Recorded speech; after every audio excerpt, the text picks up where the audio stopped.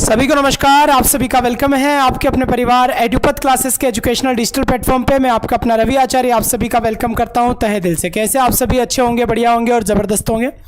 RPSC grade second के लिए आज हम एक और इंडियन राइटर को डिस्कस करने वाले हैं, वो है आपके रस्किन बॉन्ड। जी हाँ, बिल्कुल, ये इंडियन राइटर है, एंग्लो इंडियन है रस्किन बॉन्ड।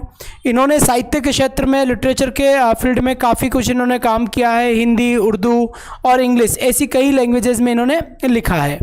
तो कहीं ना कहीं ये एक काफ़ी प्रोमिनेंट आपके पोइट रहे हुए हैं, इंडियन राइटर रहे हुए हैं। इन्होंने फिक्शन, नॉन फिक्शन ये सब भी इन्होंने लिखा है। देखो, सबसे पहले अगर मैं बात करूँ आपके लेकर कि जो रस्किन बॉन्ड थे, रस्किन बॉन्ड का जन्म कहाँ पर हुआ था, अगर हम इसकी बात करते हैं, यहाँ लिख देता हूँ मैं रस्किन बॉन्ड। ठीक है, रस्किन बॉन्ड। इससे पहले वाले वीडियो में भी हालांकि मैंने आपको बहुत कुछ बता दिया था, फिर भी मैं यहाँ पर आपको और बताने की कोशिश करूँगा। इनका जो बर्थ हुआ था, इनका बर्थ कहाँ हुआ था भाई? इनका बर्थ हुआ था 19 मई 1934। 19 मई 1934 में इनका बर्थ हुआ था। पहली बात तो ये कहाँ पर हुआ था, तो देखिए हिमाचल प्रदेश का एक गांव था कसौली। हिमाचल प्रदेश का एक गांव था कसौली, वहाँ पर इनका जन्म होता है। और इनके जो पिता थे वो रेलवे स्टेशन पे काम किया करते थे। और इनके अगर ग्रैंडफादर, ग्रैंडमदर की हम बात करें तो ब्रिटिश सरकार में, ब्रिटिश सरकार के सेवक थे, ब्रिटिश लोगों के सेवक थे। रस्किन बॉन्ड के दादा दादी, रस्किन बॉन्ड के पापा रेलवे स्टेशन पे काम किया करते थे। अगर हम इनकी एजुकेशन की बात करें तो यहाँ लिखा है मैंने एजुकेशन। सबसे पहले मैं बताना चाहूँगा कि सेंट जोसेफ जो स्कूल था, सेंट जोसेफ अकेडमी जो था, अकेडमी, इसके अंदर नैनीताल में, नैनीताल, यहाँ पर इनकी एजुकेशन हुई। इनके बाद की जो एजुकेशन थी वो अल्माड़ा और देहरादून में हुई। फर्दर एजुकेशन मतलब आगे की जो इनकी एजुकेशन थी वो आगे की एजुकेशन कहाँ हुई भाई? आगे की एजुकेशन इनकी अल्माड़ा और साथ ही साथ देहरादून, प्लस देहरादून, देहरादून। ठीक है, तो इनका एजुकेशन स्टार्टिंग में सेंट जोसेफ एकेडमी में इनका एजुकेशन हुआ जो नैनीताल में है। इनका आगे का एजुकेशन अल्माड़ा और साथ ही साथ देहरादून में इनका एजुकेशन होता है यहाँ पर। इसके बाद अगर मैं आपसे बात करूं तो इनकी जो पहली स्टोरी थी जमीनी झील, लिख देता हूं यहाँ जमीनी झील। हालांकि ये बहुत छोटी स्टोरी थी इसलिए बहुत कुछ इनका मेंशन नहीं था। 1951 में ही इन्होंने लिख दी थी, 1951 में ही इन्होंने लिख दी थी जमीनी झील। एक बार रुक जाओ, जमीनी झील।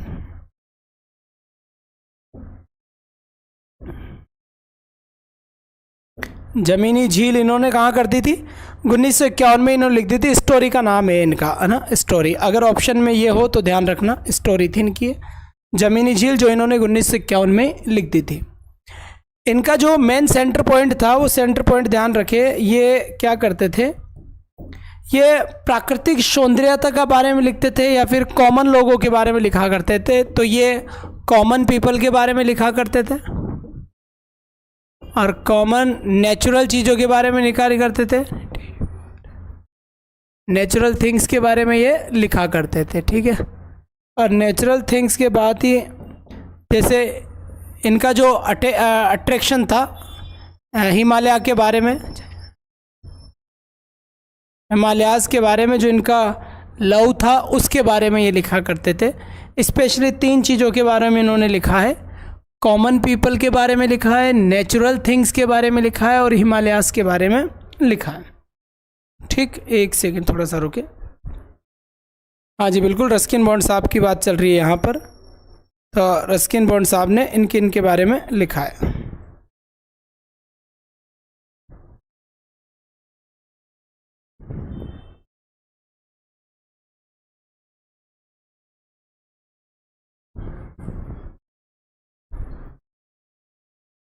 चलो साहब, इसके बाद फिर बढ़ते हैं हम थोड़ा सा आगे।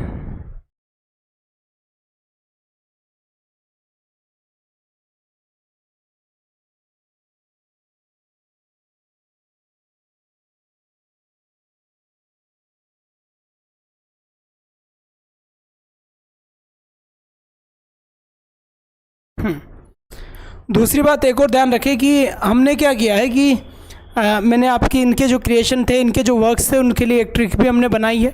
तो सबसे पहले हम उसकी बात करेंगे। रस्किन बॉन्ड को काफ़ी कुछ प्राइजेस मिले, साहित्य अकेडमी अवार्ड इनको मिला है, पद्म श्री अवार्ड इनको मिला है। अगर मैं बात करूं तो 1992 में 1992 में इनको साहित्य अकेडमी अवार्ड मिला था, क्योंकि 1991 में इन्होंने एक क्रिएशन लिखा था, our trees grow in Dehra. ये इनका एक क्रिएशन था, ये इनका वर्क था कि our trees grow in Dehra, 1991 का, यानी कि 1991 का इनका एक वर्क था। और इसी वर्क जब ये फेमस हुआ तो 1992 यानी 1992 में इनको साहित्य अकेडमी अवार्ड मिला। इनको पद्म श्री अवार्ड जो मिला वो 1999 में मिला। और साथ ही साथ आपको बताना चाहूँगा कि पद्म भूषण इनको मिला था 2014 में। ठीक है, 2014 में इनको पद्म भूषण मिला था। आपका जो the room on the roof 1956 में इन्होंने लिखा था, और 1957 में इनको जॉन लेवेनियन प्राइज़ भी इनको मिला था इस क्रिएशन के ऊपर। तो इनके साहित्य अकेडमी अवार्ड हो गया, पद्म श्री हो गया, पद्म भूषण हो गया एंड जॉन लेवेनियन हो गया। क्रिएशन मैंने आपको बता दिया है, टाइम पीरियड मैंने आपको बता दिया है। 1991 में इन्होंने जब आवर ट्रीज ग्रो इन डेरा लिखा था तो 1992 में इनको साहित्य अकेडमी अवार्ड मिल गया था इसी के लिए। पद्म श्री 1999, 2014 पद्म भूषण, जॉन लेवेनियन 1957, इनका एक क्रिएशन था 1956 का, क्या नाम था, the room on the roof, बिल्कुल यही नाम था उसका। उनके लिए इसको ये प्राइज़ मिला था। तो इनको ये कई सारे प्राइज़ थे जो इनको मिले थे। ठीक है साहब, आगे चले, बहुत बढ़िया बात है, आ जाओ। अब यहाँ पर थोड़ा हम और आगे बढ़ने की कोशिश करते हैं। ठीक है, इन्होंने कई सारे उपन्यास लिखे, इन्होंने कई सारी चीज़ें लिखी। आ जाओ तुम इधर यहाँ से यहाँ पर आ जाओ।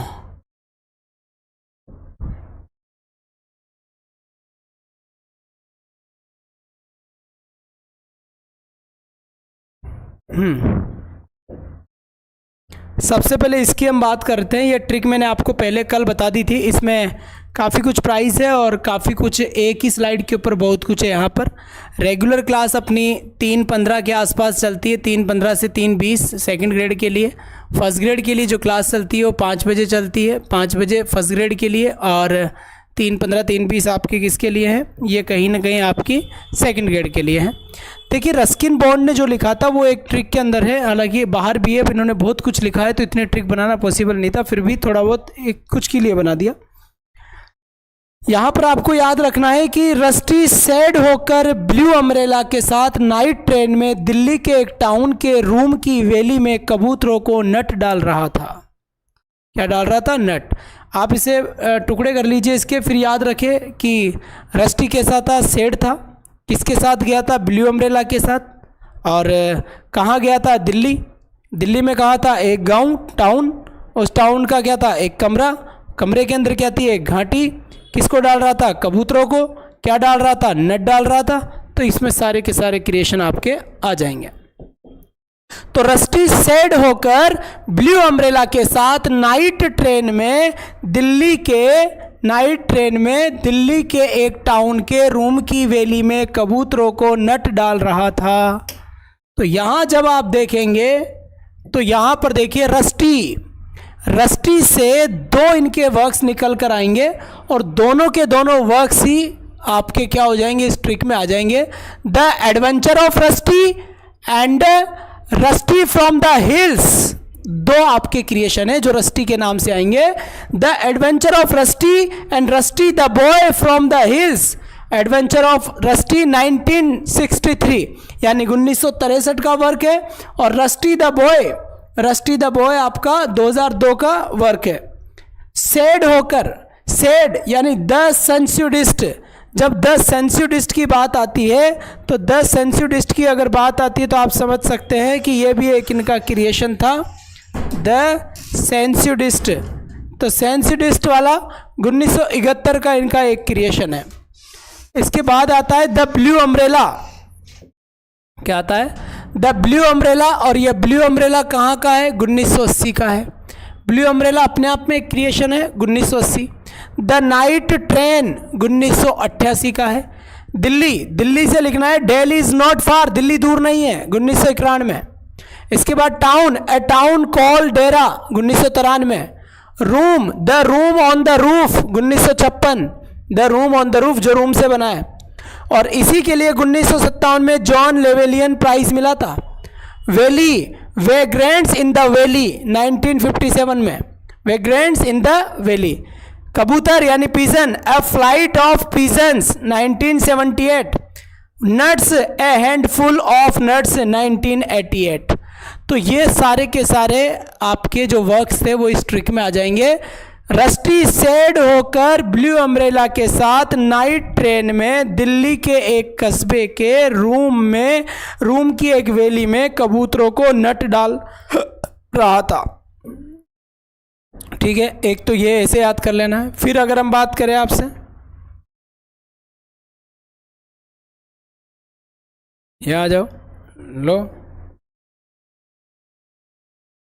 यहाँ पर देखिए, कई सारी इनकी चिल्ड्रंस बुक थी, बच्चों के ऊपर इन्होंने काफ़ी कुछ लिखा है, लगभग 64, और 500 के अबव इनके वर्क्स है, 500 से ज़्यादा इनके वर्क्स है। यहाँ पर देखो जो चिल्ड्रंस बुक थी उसमें क्या क्या था, ग्रैंडफादर्स प्राइवेट जू, दादाजी ने अपना खुद का चिड़ियाघर बना लिया था बेटा, 1994 में लिखा गया था grandfathers private zoo. The cherry tree, और उस चिड़ियाघर में एक पेड़ लगा दिया चेरी का, किसका पेड़ था, चेरी का पेड़। एंग्री रिवर, एंग्री रिवर, उसी चिड़ियाघर में एक नदी बह रही थी, 1972। अ फ्लाइट ऑफ पिजन्स, 1988, एक ही है। Cricket for the crocodile, 1992। बात समझ में आ गई यहाँ पर। ये जो ट्रिक लिखवाई गई थी, ये ट्रिक बिल्कुल हमने बनाई है, ऐसी कोई बात नहीं है, एकदम रेडी और बढ़िया तरीके से आप आराम से इसको पढ़ सकते हैं, पूरी की पूरी। एक दो बार पढ़ोगे तो याद हो जाएगी, एक बार में तो कुछ याद नहीं हो, लेकिन दो चार बार एक बार अगर पढ़ोगे तो ज़रूर आपको याद हो जाएगी। हाँ जी, बिल्कुल बिल्कुल साहब, ठीक है, धन्यवाद, शुक्रिया। ठीक, यहाँ तक की बात क्लियर हो गई। तो grandfather's private zoo, the cherry tree, angry river, a flight of pigeons, cricket for the crocodile. और साथ ही साथ यहाँ पर अगर मैं आपसे बात करूँ अगर, तो मैं थोड़ी और बात यहाँ करना चाहूँगा। इन्होंने कई सारे नॉन फिक्शन भी लिखे।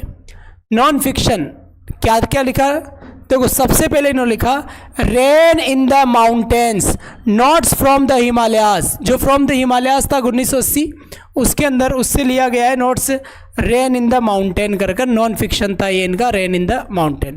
देखो ये हिमालय के लिए बारे में लिखना, पर्वतों के बारे में लिखना, जब भी एग्जाम में कुछ आ जाए तो रस्किन बॉन्ड आंसर कर देना, क्योंकि ये पर्वतों के बारे में यही लिखते थे एक, ठीक है। तो जो पर्वतों के बारे में लिखा करते थे वो यही करते थे। देखिए आप रेगुलर पढ़ने तो आओ, पहले आप रेगुलर आते नहीं है, ये तीसरा चौथा राइटर चल रहा है, 3:20 3:25 तक क्लास हो जाती है, 3:20 तक आपको इवेंट लगाओ मिल जाए यानी क्लास होती है। आप सब्सक्राइब करके बेल आइकन दबा के रखा करें ताकि आपके पास नोटिफिकेशन पहुंच जाए क्लास का, जब भी स्टार्ट हो, थोड़ा बहुत लेट सेट हो जाते हैं, आप वो रेडी रखा करें, तभी तो आपके पास पूछेगा वहाँ पर। आप रखते नहीं, पता ही नहीं चलता आपको कब क्लास है क्या नहीं है, तो ऐसे आइडिया होगा ही नहीं आपको कभी भी, ठीक है। तो आप थोड़ा सा ये ध्यान रखें तो ज़्यादा ठीक रहेगा। चलिए अब यहाँ पर फिर देखिए आगे बढ़ते हैं। भूतों का मौसम आ गया। अब अ सीजन ऑफ घोस्ट, भूतों का सीजन 1991 में लिखा गया है। A book of simple living, brief notes from the hills 2015। A lamp it leaves from A journal 2004। The India love 1993 में लिखा है। लैंडवेयर डेज अ राइटर्स जर्नल 2002। इनको तो खैर याद करने की ज़रूरत नहीं है, मैंने आपको जो ट्रिक हर, यहाँ से ध्यान रखिए कि मैंने आपको हर कोई सा भी राइटर है उसकी ट्रिक ज़रूर बनाई है, चाहे छोटी सही, ज़्यादा सही, बड़ी सही, पर ज़रूर मैंने उसकी कोई ना कोई ट्रिक ज़रूर आपके लिए बनाई है। तो आप उस ट्रिक को याद कर ले, बहुत कुछ याद हो जाएगा, और इसकी प्लेलिस्ट में बनवा दूंगा। बात समझ में आ गई?